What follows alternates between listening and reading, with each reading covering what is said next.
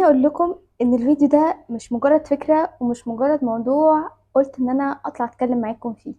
لا، الفيديو ده حقيقي وواقعي من حالة انا عايشاها وبمر بيها، وحبيت ان انا اتكلم معاكم فيها لان كمان خدت بالي ان كتير منكم بيمر بنفس الحاجة دي. خلينا نقعد قعدة مريحة كده عشان نعرف نقعد نحكي ونتكلم مع بعض. ما تنسوش تكونوا جايبين المشروب بتاعكم لاني اكيد مش هقعد اشرب لوحدي. هاتوا انتوا كمان المشروب بتاعكم، ويكون زي كوفي ديت كده او قعدة حكاوي بنات. تصدقوا حلوة فكرة قعدة حكاوي بنات دي. المهم ان انتوا تكونوا جايبين المشروب بتاعكم عشان ما اقعدش اشرب لوحدي. يلا بينا. مم. المشروب المناسب في الوقت المناسب في الفيديو المناسب.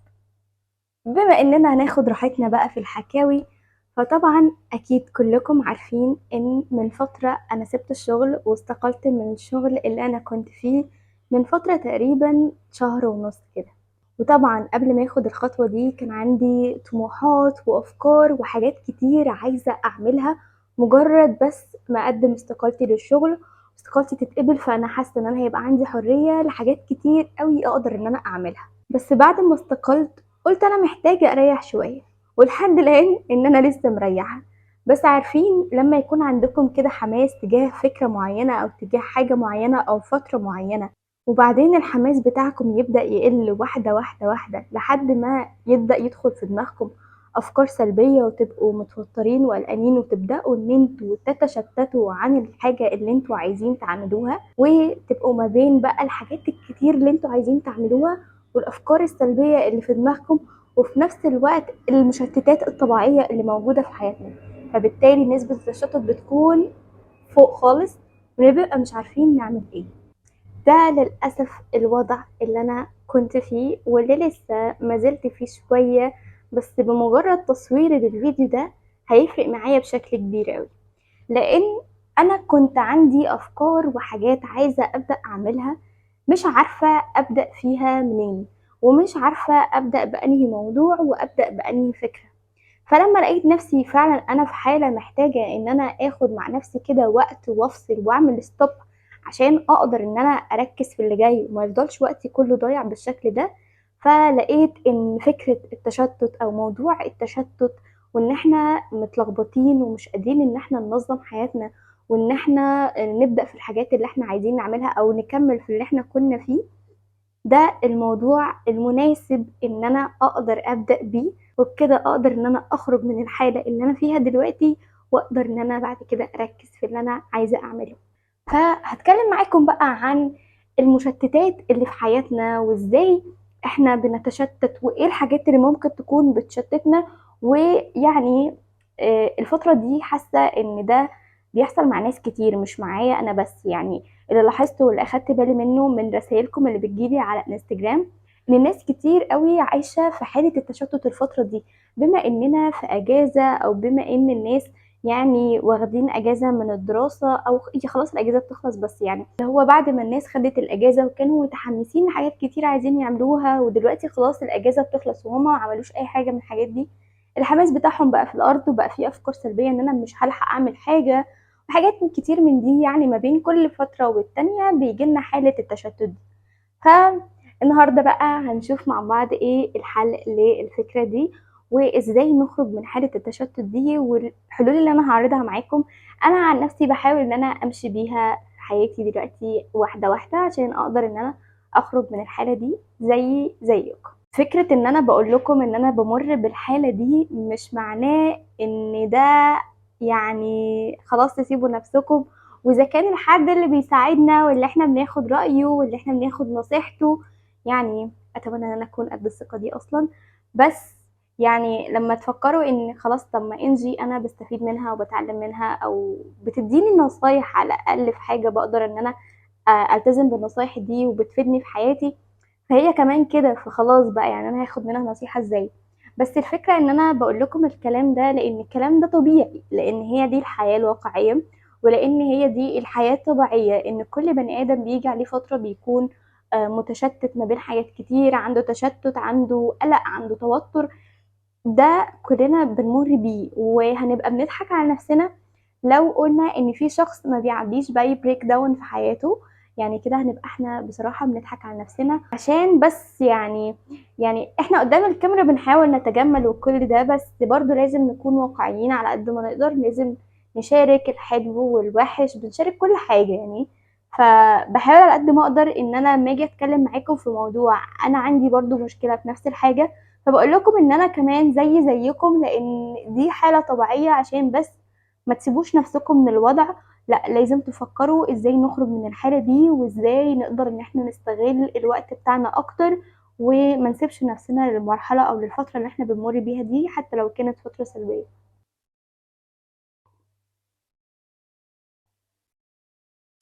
انا بشرب هنا النسكافيه بالمارشميلو، حقيقي طعمه تحفة يعني، بجد انتوا لازم تجربوا ان انتوا تعملوا النسكافيه باي ايا كان اي نوع النسكافيه اللي انتوا بتستخدموه، وتحطوا من فوقيه كده مارشميلو، وبعدين بقى تسيبوا المارشميلو يدوب شوية كده، طعمه بيكون تحفة.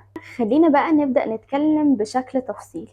لو جينا نركز في حياتنا هنلاقيها مليانة بالمشتتات اللي محوطانا من كل حتة، وأكبر المشتتات دي هو حاجة واحدة كلنا بنستخدمها، وهو الموبايل. الموبايل اللي انتوا قاعدين بتتفرجوا من عليا يعني منه دلوقتي، ده اكبر مشتت في حياتنا دلوقتي. لو ركزنا مع نفسنا هنلاقي ان احنا بنقعد على الموبايل وقت طويل جدا جدا جدا. الفكرة ان الوقت ده احنا ما بنقدرش نكون قاعدين في ابلكيشن او نفتح ابلكيشن واحد اكتر من 5 دقايق، بتلاقوا نفسكم لا خرجتوا وتخشوا في ابلكيشن تاني، وبعدين تزهقوا تميلوا تخشوا في ابلكيشن تالت. فتخيلوا ان احنا مشتتين في المشتت بتاعنا. يعني انا مش عارفه اوصلها لكم ازاي، بس يعني احنا مشتتين لدرجه ان احنا المشتت بالنسبه لنا فاحنا جواه متشتتين اكتر، لان احنا بنثبتش على حاجه. فالوضع بقى يعني خليني اقول انه فعليا كارثي، لان ده حاجه بقت بتخلينا مش عارفين نركز في الحاجات اللي احنا عايزين نعملها في حياتنا. فتخيلوا ان احنا يعني في ابسط الحاجات والحاجات اللي ما بننزلش فيها مجهود ولا اي حاجه مشتتين، ما بالكم بقى في الحاجات اللي هتكون محتاجه مننا تفكير او تركيز، او ان احنا نكون مدينها وقت وطاقه. فطبيعي هنكون متشتتين فيها بشكل اكبر، خصوصا بقى لما يكون في حاجات كتير احنا عايزين نعملها. يعني دايما بيجيلي سؤال: انا عايزه اعمل كذا وكذا وكذا وكذا وكذا، ازاي بقى انظم وقتي ما بين كل دول؟ في حين ان كذا وكذا وكذا وكذا دول كلهم مترتبين على بعض. يعني انا لو عملت ده هقدر ان انا اعمل ده، بعدين هقدر ان انا اعمل ده، لكن مش هقدر ان انا اعملهم كلهم في نفس الوقت. فالناس دايما بقت خلاص واخده من فكره ان في ناس كتير بنشوفهم بيعملوا كذا حاجه في نفس الوقت، فالناس بقت واخده فكره انه انا لازم اكون بعمل 100 حاجه في نفس الوقت. لا، هو ده مش لازم ومش ده الطبيعي. لو انت مش قادر انت تعمل 100 حاجه في نفس الوقت وتكون مركز في كل حاجه بشكل صح، فلا يعني مش لازم تكون مالتي تاسكينج. يعني انت ممكن تكون بتفوكس على حاجه واحده بس، وبتقدر ان انت تطلعها باحسن حاجه عندك. حد تاني عنده مهاره ان هو يركز على اكتر من حاجه ويعمل اكتر من حاجه في نفس الوقت، ويكون برضو مطلعهم بطريقه كويسه. فهي مختلفه من شخص للتاني، فمش لازم عشان حد يكون هو بيعرف يعمل كل ده فلازم انا اكون كمان بعرف اعمل كل ده. او لما اشوف حد بيعمل كل ده ابدا ان انا اخد طاقه سلبيه ان انا مش عارف انا اعمل زيه، مش عارف ان انا اعمل 100 حاجه في نفس الوقت. لا، ده مش طبيعي. يعني الطبيعي ان احنا نكون بناخدها خطوات وبناخدها واحده واحده، مش لازم ان احنا نعمل مليون حاجه في نفس الوقت ولا كل الحاجات في نفس الوقت. لو اخدنا خطوه خطوه خطوه خطوه هنقدر ان احنا نوصل للحاجه اللي احنا عايزين نعملها. في نفس الوقت في فكره مهمه جدا، يعني ان انا لما بكون في دماغي 100 حاجه عايز اعملهم ببقى مش عارف اركز ابدا منين ولا اعمل ايه الاول ولا ايه اللي بيحصل دلوقتي. في دبانه عماله بتلف، فيعني مستقبلينها في الأوضة النهاردة يضيف عندنا، فلازم نتقبلها. المهم ان يعني مش فكرة ان في 100 حاجة بتحصل في نفس الوقت او في 100 حاجة في حياتي انا عايزة اعملهم في نفس الوقت، ده بيخلينا قاعدين في مكاننا احنا مش عارفين نعمل ايه. وده حرفيا اللي انا كأنجي كنت عايشة فيه الفترة الأخيرة، ان في حاجات كتير عايزة اعملها، في افكار فيديوز عايزة اعملها، بس التشتت مخليني مش عارفة ابدأها منين ومش عارفة اعملها ازاي. عشان كده قررت ان انا هبدأ بالفكرة دي وهبدأ بالفيديو ده، عشان دي الحالة اللي انا كنت عايشة فيها بجد. ف وانس ان انا خلاص خدت خطوة ان انا عملت فكرة او عملت فيديو، او لو انتوا في حياتكم في 100 حاجه بس اللي عايزين تعملوها، لو مشيتوها واحده واحده واخدتوا خطوه مبدئيه، الخطوه الاقرب ليكم هي الخطوه اللي تاخدوها على طول. فلما تبداوا تاخدوا الخطوه دي حتى لو كانت بسيطه، حتى مهما كانت قريبه، خطوه بس صغيره هتشجعكم ان انتوا خلاص انا انجزت حاجه، هبدا ابص على الحاجه اللي بعدها، عملت فكره هبدا ابص على فكره تانية، عملت فيديو طلع حلو وعجبني انا، فخلاص هبدا ان انا اعمل فيديو غيره وغيره وغيره. هتيجي واحده واحده وستيب باي ستيب، لكن مش بتيجي كلها مره واحده. يعني فكره ان في حاجات كتير في حياتنا دي فكره مشتته اصلا في حد ذاتها. مش لازم يكون كل ده، حتى لو احنا ماشيين حياتنا برتم طبيعي وبروتين وكده، ده مش غلط، بالعكس ده طبيعي جدا. لكن ان احنا ندخل كل حاجات في حياتنا مره واحده ونبقى عايزين نكسر الدنيا كلها مره واحده، ده يخلينا واقفين في مكاننا، مش هنعمل اي حاجه ومش هناخد اي خطوه. بلس كمان فكره تانية، فكره التوتر، ان احنا دايما بيكون عندنا توتر وقلق، والتوتر والقلق ده بيخلينا برضو احنا مش عارفين نركز. دايما فكره ان في حاجه فايتانا، في حاجه بتحصل احنا مش عارفينها، في حاجه احنا مستنيينها بس مش عارفين هي هتيجي ولا لا. اسباب التوتر والقلق كتير واحنا عارفين كل ده، بس فكرة ان انت دايما متوتر، دايما قلقان، دايما في حاجة شاغلة بالك، ده برضو هيفضل من اسباب التشتت بتاعتك، هيفضل برضو مشتتك ومخليك ان انت مش عارف تركز في حاجة في حياتك، ومش عارف تبدأ منين في اللي انت عايز تعمله. فلازم برضو نكون حاطين ايدينا على الحاجات اللي بتوترنا، الحاجات اللي بتقلقنا.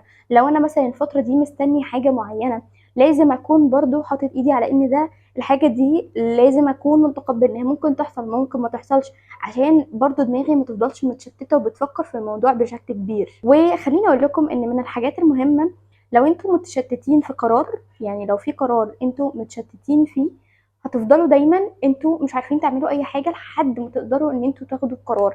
يعني لو في حاجة محتارين ما بين حاجتين، هتفضلوا دايما مشتتين لحد ما تاخدوا قرار في الحاجة دي.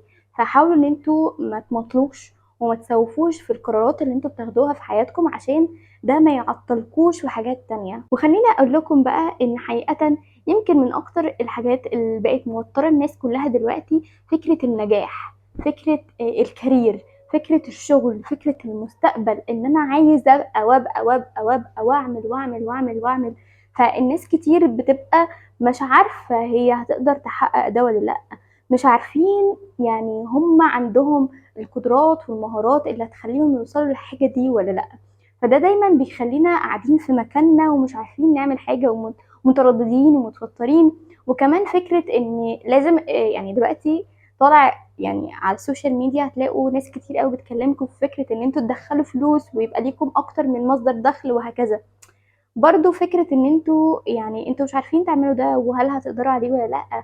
وحقيقة يعني انا كإنجي من ساعة ما اخدت الاستقالة بتاعتي او استقلت من الشغل، يمكن فكرة ان انا هل هقدر ان انا الاقي شغل مناسب تاني، او هل هقدر ان انا اركز في الحاجة اللي انا سبت الاستقالة عشانها بشكل كويس وهتديني النتيجة اللي انا كنت متوقعاها ولا لأ. فطبعا ده حاجات كده، وكمان عايزة اعمل لنفسي كارير وابقى حاجة وهكذا. فده برضو بيخليني مشتتة، مش عارفة اركز في الحاجة اللي انا عايزة اعملها دلوقتي او الحاجة اللي المفروض ان انا اكون بعملها دلوقتي، عشان انا بفكر في بعدين. فكرة ان انتوا دايما بتفكروا في بعدين وما بتفكروش في اللحظة اللي انتوا فيها دلوقتي، هتفضل دايما مرجعاكم لورا، مش هتطلعكم لقدام. طبعا عندنا اهداف، طبعا مهم ان احنا نحط لنفسنا هدف نسعى له ويكون هدف مستقبلي، ونبص لمستقبلنا ونشوف احنا عايزين نحقق ايه في المستقبل بتاعنا. بس مهم قوي قوي قوي ان احنا نكون مركزين على دلوقتي. طيب انا حطيت الهدف قدامي ورسمت لنفسي المستقبل اللي انا عايزه، ايه اللي المفروض اعمله دلوقتي؟ لو قدرت ان انا اركز على اللي المفروض ان انا اعمله دلوقتي، عمري ما هكون مشتت، وعمري ما هكون مش عارف اعمل ايه ولا ابدا منين. لا، فاوريدي انا مخطط للي المفروض اعمله دلوقتي، فبالتالي انا عارف انا هبدا منين، انا عارف انا هعمل ايه، عارف كل حاجه او كل خطوه همشي عليها عامله ازاي. مهم قوي فكره التخطيط، فكره التخطيط اللي انا دايما بقعد اتكلم معاكم عن ان التخطيط قد ايه مفيد وقد ايه بيفرق في حياتكم، بس بيساعدكم على الاقل ان انتوا تنظموا التشتت اللي في دماغكم ده. وبلس كمان حاجه، لازم ان احنا نحافظ على ان كل حاجه تكون منظمه، بمعنى مش بس لازم ان انا انظم افكاري وانظم كل حاجه انا عايزه اعملها، لا، المكان اللي انت قاعد فيه لازم يكون مترتب، لازم يكون متنظم اغلبيه الوقت، كل حاجه لها مكانها. والموضوع ده برضو اتكلمت معاكم فيه اكتر من مره قبل كده، ودايما هقعد اتكلم معاكم في الموضوع ده، لان فعليا بيفرق بشكل كبير قوي لو انت قاعد في بيئه منظمه، لو انت قاعد في بيئه مرتبه. ده هيساعدك ان انت كمان تبدا بقى ان انت ترتب امورك وترتب الافكار اللي في دماغك. من ضمن الحاجات اللي هتساعدكم بشكل كبير قوي ان انتوا تفكروا، بمعنى ان انت تفكر في الحاجات اللي انت عايز تعملها دي بشكل كويس، تفصل كده مع نفسك، تاخدوا وقت مثلا ان انتوا تبعدوا عن الموبايل، تبعدوا عن اي حاجة انتوا بتضيع من وقتكم، وتبدأوا تفكروا صح وبعقلانية كده في الحاجة اللي انتوا عايزين تعملوها. ممكن ان انتوا تنزلوا تتمشوا، وانتوا بتتمشوا تبدأوا تفكروا في الحاجات اللي انتوا عايزين تعملوها. لو انتوا بتعملوا اي تاسك او اي حاجة في البيت، حاولوا ان انتوا تكونوا فاصلين كده، لا بتسمعوا حاجة ولا مركزين مع حاجة، مش بس بتعملوا حاجة، غير ان انتوا بتعملوا حاجة اللي انتوا بتعملوها كده بشكل عادي، طالما هي حاجة مش محتاجة منكم تفكير ولا اي حاجة ولا مجهود، ودماغكم بتكون بتفكر في الحاجات اللي انتوا بتفكروا فيها وشغالين دماغكم بيها. وتبداوا بقى ان انتوا تعملوا عصف ذهني لكل الحاجات اللي انتوا فكرتوا فيها دي، تبداوا ان انتوا تكتبوها، تطلعوا الافكار اللي في دماغكم دي، وتعملوا عصف ذهني بكده ان انتوا بتكتبوا كل حاجه انتوا المفروض عايزين تعملوها، كل حاجه انتوا بتفكروا فيها، حتى الافكار السلبيه اللي في دماغكم تكتبوها على ورقه، وتبداوا ان انتوا تحرقوا الورقه دي، تقطعوها وترموها. المهم ان انتوا تكونوا مقتنعين ان انتوا لازم لازم لازم تفصلوا كده مع نفسكم، ولازم ان انتوا الفترة دي تبدأوا ان انتوا تبصوا صح للحاجات اللي انتوا عايزين تعملوها، تبصوا صح على ايه اللي هيفيدكم في حياتكم، وايه اللي هينفعكم، ايه اللي هيفرق معاكم، اكتر من ان انتوا قاعدين بتعملوا سكرول على الموبايل، قاعدين بتتابعوا ده وبتتابعوا ده وبتسمعوا اخبار ده وبتسمعوا اخبار ده. وحقيقي دي حاجات بتشتتنا بشكل كبير قوي قوي قوي عن الاهداف بتاعتنا وعن الحاجات اللي احنا عايزين نعملها في حياتنا. فانا بدات من عندي ان انا احاول على قد ما اقدر ان انا اقلل الوقت اللي انا بمسك فيه الموبايل، او عدد الساعات اللي انا بمسك فيها الموبايل بتاعي. وكمان بدات ان انا ابني لنفسي عادات وروتين. ولو انتوا متابعيني على الانستجرام هتعرفوا ان انا عامله تحدي على الانستجرام اسمه تحدي التزام العادات. التحدي ده واخداه من اول شهر 8 لحد الان، عشان اقدر ان انا ابني عادات جديده، حابه ان انا يكون كده في عادات اساسيه في الروتين بتاعي. فاخترت كام عاده كده، لو تابعتوني على الانستجرام هتعرفوا ايه هي العادات دي بالتفصيل، وازاي بنظم الروتين بتاعي على اساس ان انا اقدر التزم بالعادات دي.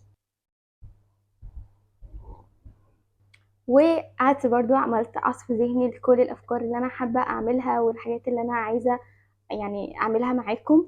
وكمان هبدأ معاكم بقى سلسلة فيديوهات جديدة ان شاء الله، ويعني نحاول ان احنا بقى ناخد الحاجات اللي انا فكرت فيها واللي انا قلتها معاكم والحلول اللي انا قلتها دي، واحاول ان انا اطبقها في الفيديوز الجاية. لو في فلوج او كده جاي ان شاء الله، هحاول ان انا اطبق معاكم كل الحاجات دي، عشان نقدر ان احنا فعليا نفصل، ونقدر ان احنا نخرج من حالة التشتت دي، عشان وقتنا ما يضيعش اكتر، وما نبعدش عن المسار اللي احنا عايزين نمشي فيه، او ان احنا نحيد بعيد عن الحاجة اللي احنا عايزينها في حياتنا. وبرضو ما ننساش ان اهدافنا تستاهل ان احنا نتعب ونعافر عشان نقدر ان احنا نوصلها. ايا كان ايه الهدف بتاعك، فهو اكيد ليه قيمة بالنسبة ليك، فلازم على الاقل تكون مستحمل الفترات الصعبة اللي انت بتمر بيها واللي انت بتعدي بيها، عشان تقدر ان انت توصل وتسعى وتجتهد عشان تحقق الهدف ده. وربنا يرزقنا جميعا الصواب، ويعني يرشدنا للصواب يعني كده. وأتمنى أن يكون الفيديو أفادكم، على الأقل يكون طلع من الأفكار اللي جواكم، أو عبر عن الحالة اللي انتوا عايشين فيها.